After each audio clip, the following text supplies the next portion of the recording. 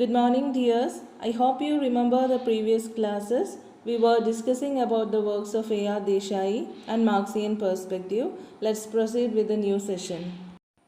A.R. Desai, a strong supporter of historical Marxism in social studies, was born on 15th April 1915 in Gujarat and died on 1994.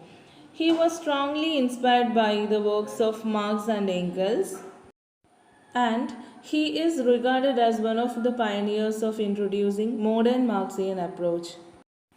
Throughout his theoretical uprising, Desai has used bibliographical studies and field research methods.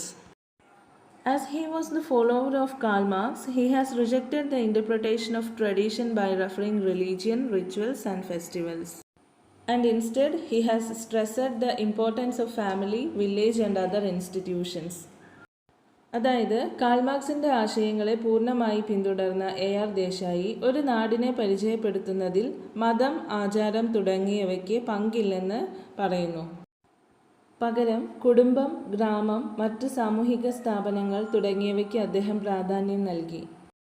And Desai was the student of G.S. Ghurye, the famous Indian sociologist at Bombay University.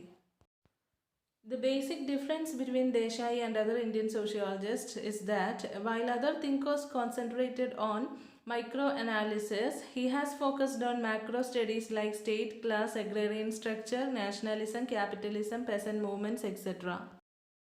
അതായത് മറ്റ് social thinkers Indian സൊസൈറ്റിയെക്കുറിച്ച് പഠിക്കാനായി ഗ്രാമങ്ങൾ, villages പോലുള്ള വളരെ ചെറിയ micro level പഠനങ്ങൾ നടത്തിയപ്പോൾ A.R. Desai വളരെ ബൃഹത്തായ ക്ലാസ്, കാസ്റ്റ്, സ്റ്റേറ്റ് തുടങ്ങിയ മാക്രോ ലെവൽ വളരെ വലിയ പഠനങ്ങളാണ് ഇന്ത്യൻ സൊസൈറ്റിയെക്കുറിച്ച് നടത്തിയത്.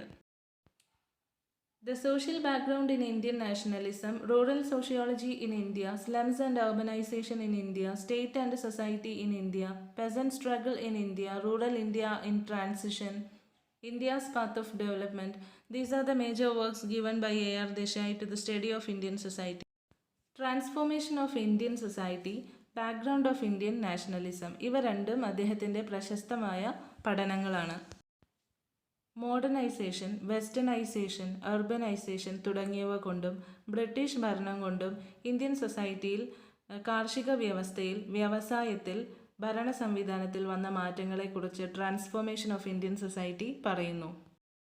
ബാക്ക്ഗ്രൗണ്ട് ഓഫ് ഇന്ത്യൻ നാഷണലിസത്തിൽ ബ്രിട്ടീഷുകാരുടെ ദുർഭരണം മൂലം ഇന്ത്യയിൽ അവർക്കെതിരെയായി വളർന്നു വന്ന ദേശീയ ബോധം, ദേശീയ പ്രസ്ഥാനങ്ങൾ, പ്രക്ഷോഭങ്ങൾ, ദേശീയ നേതാക്കന്മാർ, പ്രവർത്തനങ്ങൾ തുടങ്ങിയ കാര്യങ്ങൾ പഠിക്കുന്നു. ഇവ രണ്ടും നിങ്ങളുടെ ടെക്സ്റ്റിൽ വിശദീകരിച്ചിട്ടുണ്ട്. നമ്മൾ പ്രധാനമായും 3 അപ്രോച്ചുകളാണ് പഠിച്ചത്. Indological approach, structural functional approach, Marxian approach or dialectical approach. ഇനി ഇവ 3ഉം കൂടി ചേർന്ന മറ്റൊരു അപ്രോച്ച് കൂടിയുണ്ട്. അതാണ് ഇൻ്റഗ്രേറ്റഡ് അപ്രോച്ച്. ഇൻ്റഗ്രേറ്റഡ് അപ്രോച്ച് ഇവ 3ൻ്റെയും പൊതു സ്വഭാവം കാണിക്കുന്നു. And that's all about the approaches to the study of Indian society. അടുത്ത ക്ലാസ് മുതൽ ഇന്ത്യൻ സൊസൈറ്റിയുടെ പൊതുവായ കാര്യങ്ങളാണ് പഠിക്കുന്നത്. Thanks for watching. Thank you.